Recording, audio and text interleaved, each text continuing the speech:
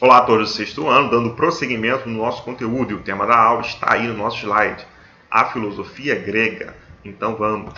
Bom, na aula passada estudamos sobre a arte grega e vimos que essa arte, para os gregos, era influenciada também pelos deuses.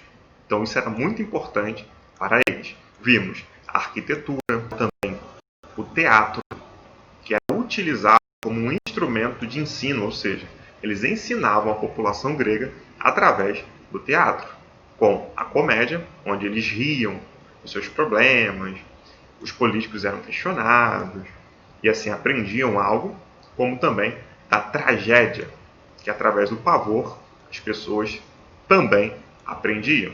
Vimos que eles fizeram pinturas em vasos, que mostravam o dia a dia que eles tinham.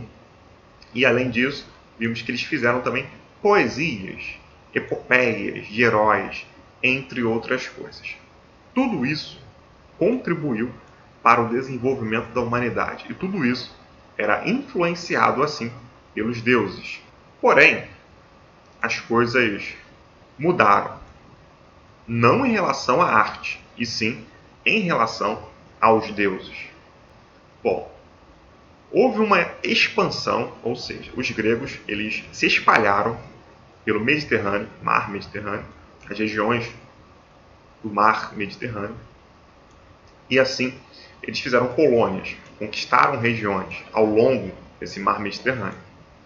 Com isso, eles tiveram contatos com muitos povos do norte da África, da Mesopotâmia, e assim eles perceberam que cada povo tinha uma história específica em relação à criação do mundo, dos seres humanos. Cada povo tinha seu mito. Com isso, eles buscaram refletir os seus mitos mais ainda. Por quê? Eles queriam agora explicações mais reais, concretas para a vida deles. Então aí que surge a filosofia. Filosofia é uma palavra grega que significa amor à sabedoria. Então esses gregos, eles começaram a pensar na sua atuação no mundo e assim a explicação pelos mitos foi diminuindo. E sim, filosofia e mitologia foram caminhando até que chegou o momento que a explicação racional da filosofia passou a ser a primeira. Então, a filosofia buscava explicar racionalmente, ou seja, pela inteligência humana, tudo aquilo que eles estavam vivendo. Então, por volta do século VI a.C., os filósofos eles defendiam que a natureza daria todas as respostas para o mistério da vida. Antes, o mistério da vida era explicado pelos mitos. Agora, eles diziam que não. A natureza vai nos dar essa resposta, ou essas respostas.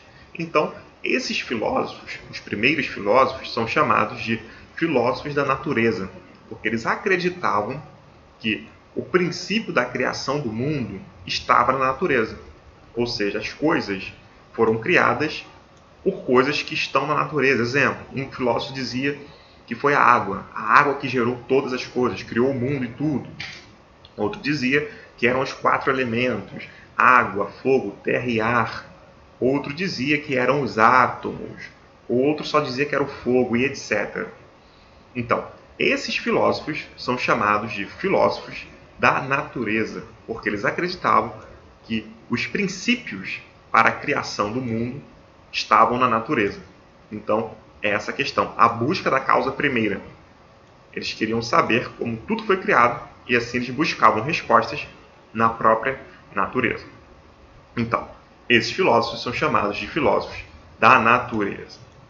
Além deles, existiam outros filósofos também, chamados de sofistas. E eles tinham um método. Esse método era para buscar convencer as pessoas. Por quê? Os sofistas, esses filósofos, eles não estavam preocupados com a verdade. O importante era vencer as pessoas através dos argumentos, do debate, da discussão. Eles eram pagos para isso, eles ensinavam as pessoas E essas pessoas aprendiam a debater e vencendo umas às outras na discussão. Então essa era a principal fundamentação deles, ou seja, o principal objetivo que os sofistas tinham era fazer com que as pessoas discutissem e vencessem umas às outras no debate. E eles diziam que a verdade não existe. Então vamos lá. Os primeiros filósofos são chamados de filósofos da natureza, onde eles buscavam as explicações para a criação de todas as coisas na própria natureza. Outros filósofos, os sofistas, que não estavam preocupados com a verdade, e sim com discussões, vencer os outros pelo debate.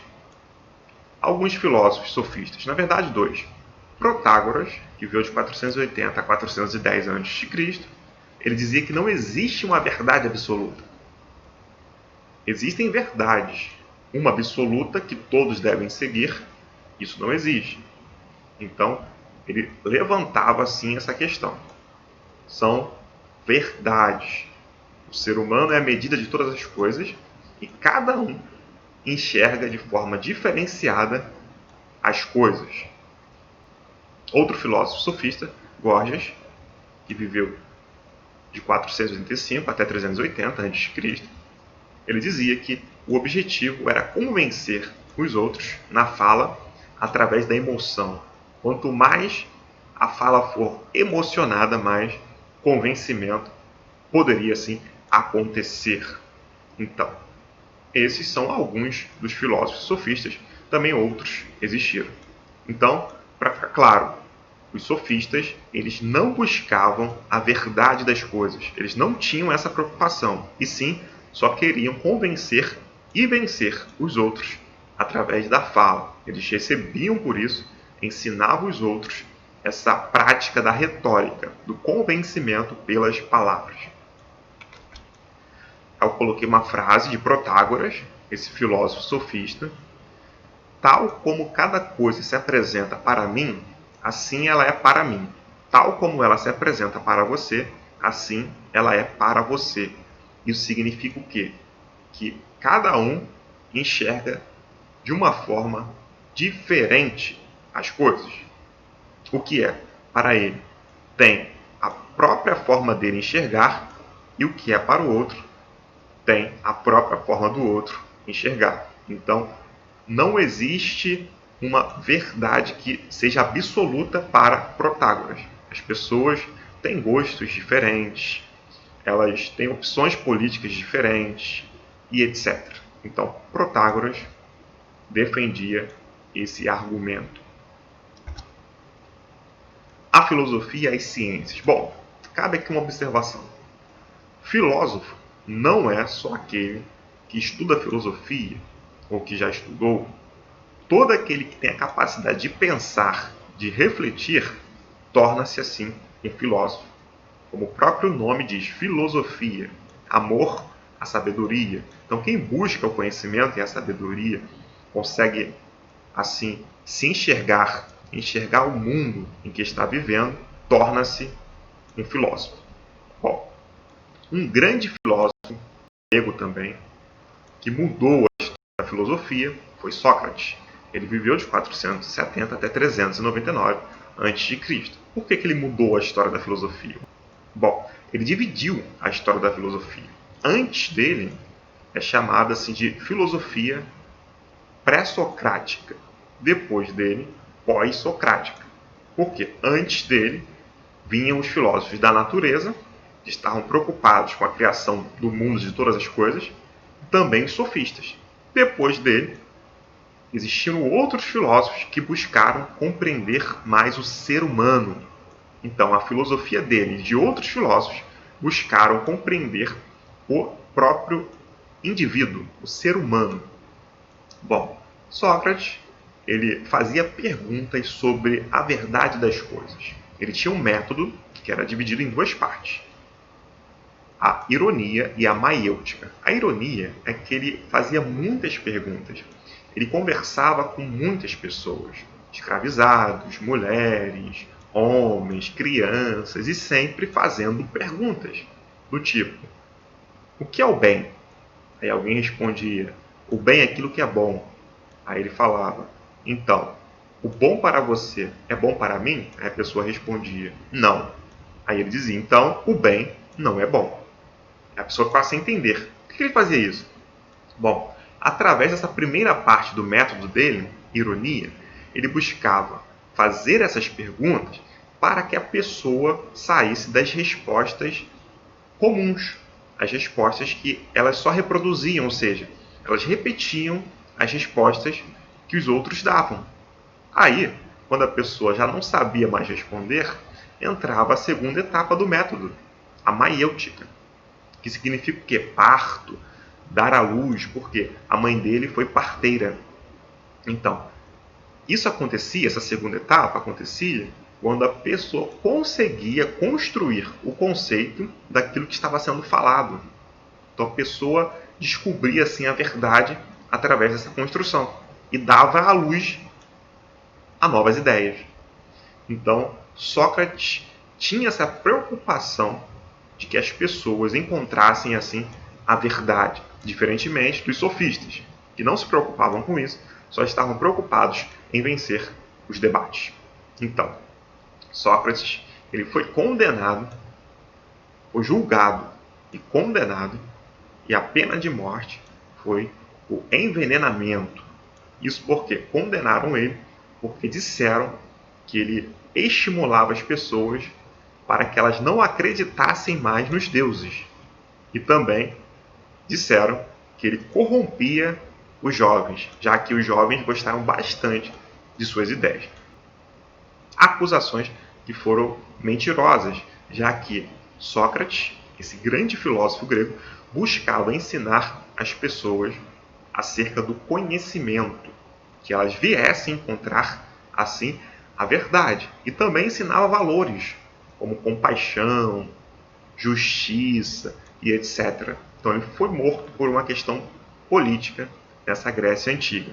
Então ele tinha essa preocupação com os cidadãos atenienses, com as pessoas, não só os cidadãos, com os gregos como um todo. Porém, foi morto. Bom, mas as pessoas morrem e as suas ideias ficam.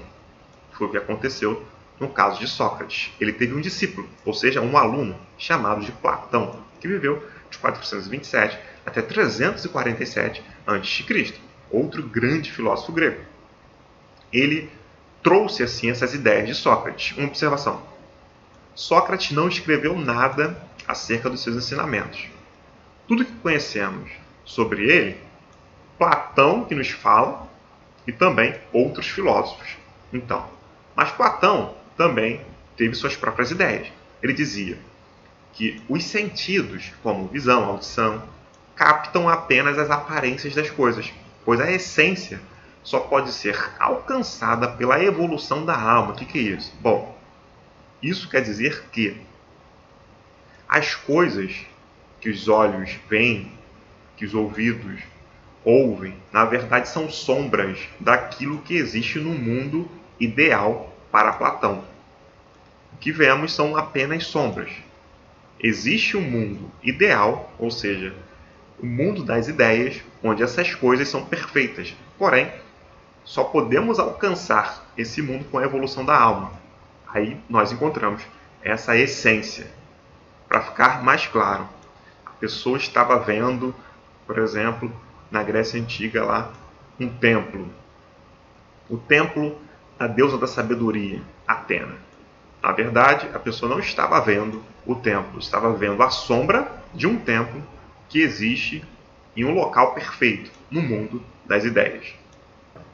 Então, aquilo que está sendo visto, na verdade, não é realmente o que está sendo observado. Então, é uma viagem que ele dava, mas contribuiu muito também para o pensamento filosófico. Outro aluno, mas no caso agora de Platão, foi Aristóteles, que viveu de 384 até 322 a.C., outro também filósofo grego. Ele dizia que para conhecer a realidade era preciso formular um pensamento correto para se chegar a conclusões corretas. Então, para Platão, a realidade só era possível através da evolução da alma, nesse mundo ideal. Para Aristóteles, não. Ou seja, ele diferenciava, dizia que era possível chegar na realidade das coisas com um pensamento correto, buscando assim questões e respostas corretas. E o Aristóteles, ele influenciou também bastante estudos sobre a física, botânica, política e etc. Então, outro grande filósofo que contribuiu assim para o mundo.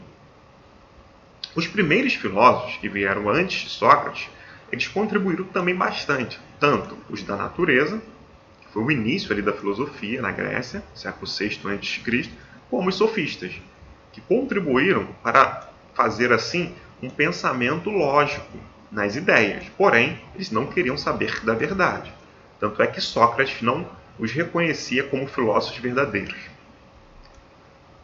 Com todo esse pensamento filosófico, com todas essas ideias, as ciências também se desenvolveram, como a história. Os gregos passaram a fazer narrativas, ou seja, a construir histórias. E o primeiro a fazer isso foi Heródoto, que é chamado de pai da história. Por quê? Ele tinha a preocupação de registrar as coisas para que as outras gerações viessem saber e também para que a memória desses povos antigos não fosse apagada.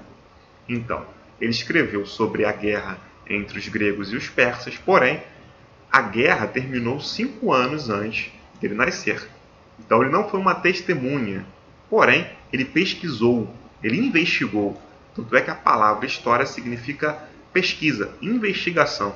Então, ele foi para outros países, para outros locais, regiões, melhor dizendo, como o Império Persa, foi para o Egito. Por que eu falo regiões? Porque aqui eles não eram chamados assim ainda de países. Hoje que a gente entende como país. Bom, então Heródoto tinha essa preocupação de aprender com o passado para entender o presente e assim poder viver de uma forma melhor.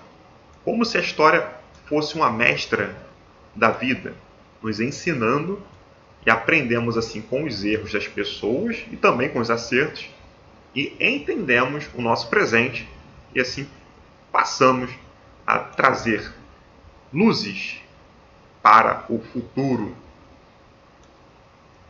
Bom, também em relação ao corpo humano e à medicina, que depois recebeu esse nome, houve um grande avanço.